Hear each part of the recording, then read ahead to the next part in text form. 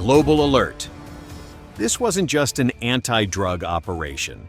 It was a secret war in the Caribbean. 5 unflagged ships, millions in drugs floating beneath the surface, and a U.S. fleet determined to sink a $10 billion empire. Subscribe if you think the United States was right to attack, or if you believe it crossed a dangerous line, because tonight, the Navy and the DEA discovered that drug trafficking no longer hides in jungles, but in chemical platforms engineered as weapons. Stay until the end. This wasn't a raid, it was a battle at sea. October 24, 2025. In the early hours before dawn, the Caribbean was silent. The sea black as oil, the sky heavy and still. Then, movement. A convoy of ships moving dark. No lights, no signals, no names. From above, a Poseidon aircraft sliced through the clouds, scanning the ocean in infrared. What it saw changed everything.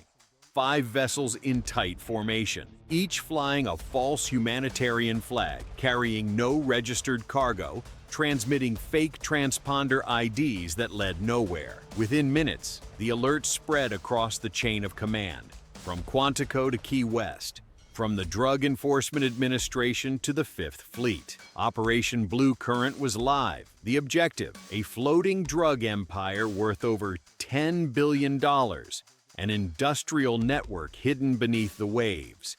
At 0200 hours, the USS Hamilton, a Legend-class cutter, altered course toward the coordinates. Engines roared, lights came alive. A joint Navy-DEA task force prepared to intercept. No one spoke of risk, only precision. That night, the line between crime and war would disappear. For months, the signs had been there. Illogical shipping patterns, impossible cargo manifests, ghost routes. Analysts asked the big question: where was the product coming from? Leads pointed to Panama and Venezuela. Dozens of phantom freighters that never docked or unloaded. These weren't smugglers. They were engineers building a new kind of empire, floating chemical factories hidden in plain sight along the Caribbean corridor. Intercepted communications repeated one code name: Project Azure Reef, a program for ocean platforms capable of synthesizing methamphetamine and fentanyl directly at sea, powered by lithium reactors manufactured in Shenzhen, China. By mid-October, the intelligence picture aligned. Satellite images, human sources, and intercepted calls identified a convoy leaving Venezuelan waters escorted by armed speedboats. The Pentagon authorized Operation Blue Current. Objective: intercept and dismantle at 2:47 local time. Radar confirmed. 5 vessels, 60 nautical miles north of Cartagena. No response, no lights. Aboard the USS Hamilton, Commander Dale Spencer gave the order. Northwest formation, 12 knots, Shadow 6. Prepared aboard 2 assault boats dropped into the sea, gliding silently between the waves. Above them, an MH-60R Seahawk helicopter circled. Higher still, an MQ-9 Reaper drone locked its sensors from 20,000 feet. Then, hell broke loose. One cartel ship opened fire. Red tracers sliced through the night. The Hamilton's alarms screamed. The 57mm Mark 110 cannon answered with surgical bursts. Within seconds, the enemy fire ceased. "Minimum lethal force. We want them alive," ordered Spencer. But the sea had other plans. A second vessel exploded, white flame tearing the horizon.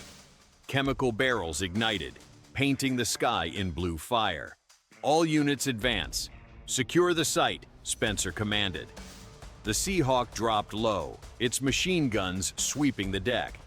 DEA agents fast roped down through smoke and twisted metal. Inside the ship, they found industrial drums labeled in Mandarin, lithium reactors, and falsified documents bearing Venezuelan customs seals. "This isn't street chemistry," one agent murmured. "This is state engineering."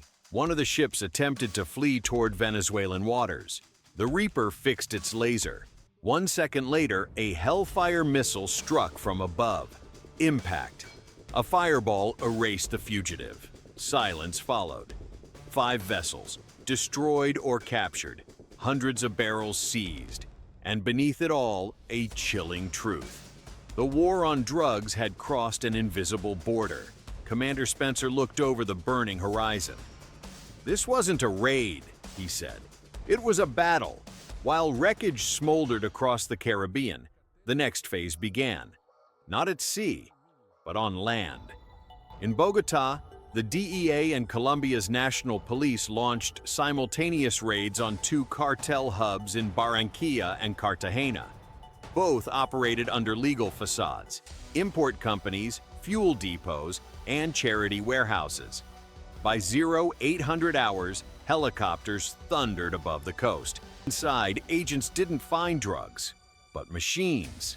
3D printers, lithium batteries, and blueprints for disposable mini-submarines designed to cross borders with illegal cargo. This cartel operated like a military corporation. Corporate funding, industrial precision.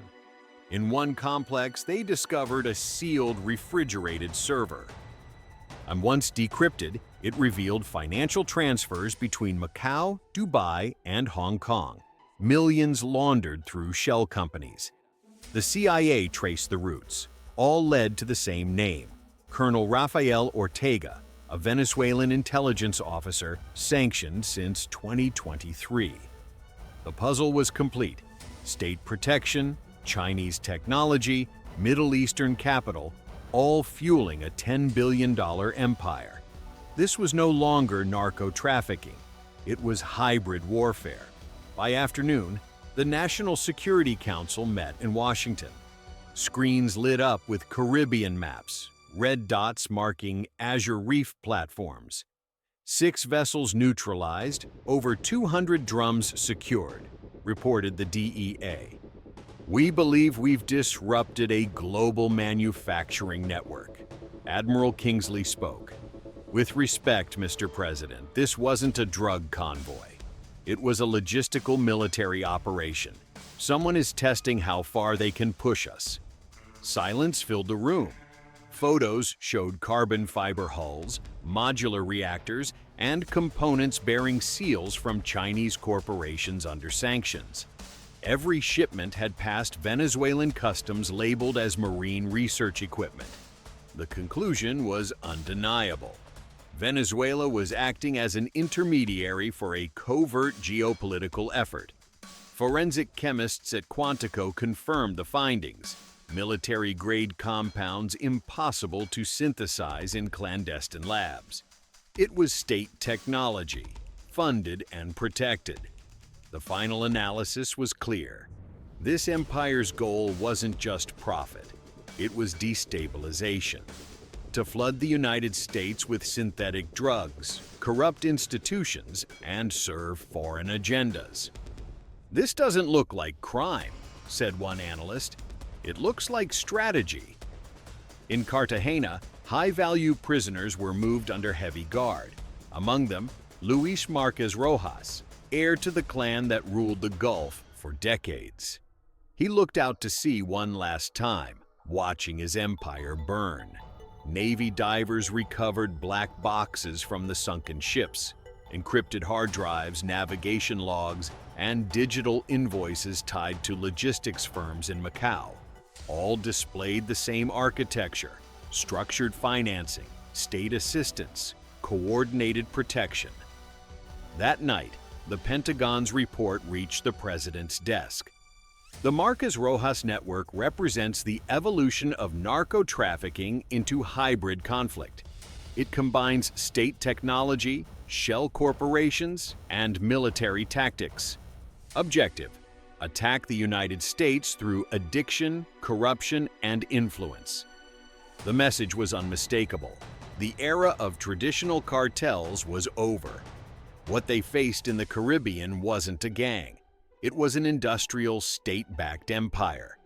Back aboard the USS Hamilton, Spencer received an encrypted transmission. Operation Blue Current was now red current. New authorizations followed. Interdictions, cyber attacks, global financial sanctions. The sea grew calm again, but the war had changed. Spencer looked to the stars. "It started with a shipment," he said.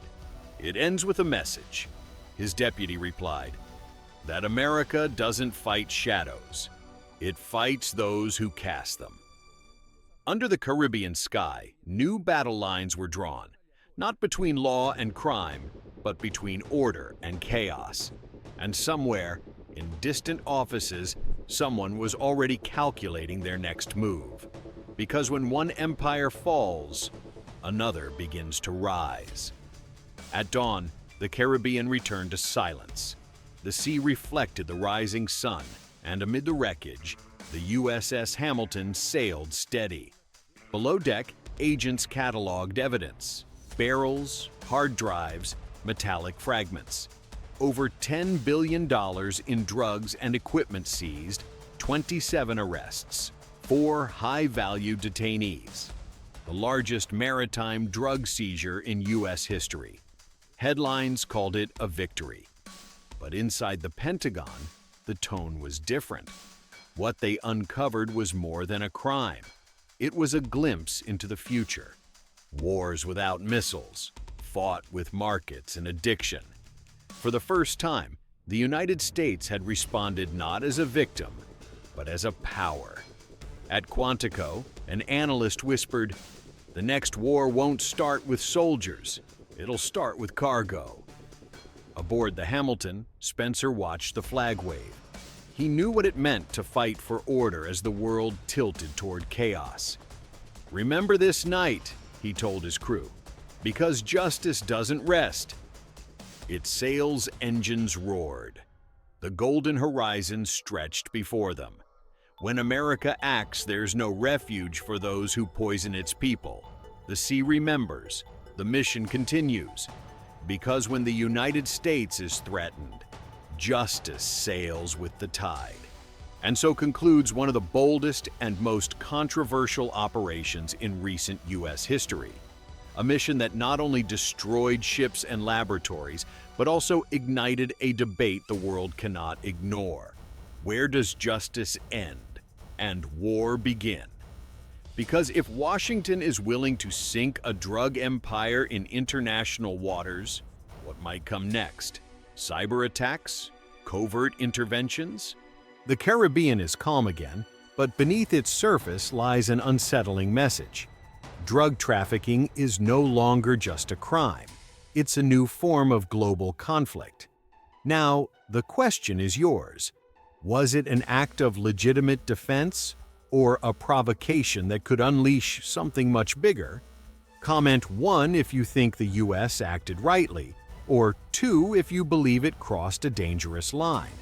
Subscribe, because what's coming next could forever change how modern wars are fought.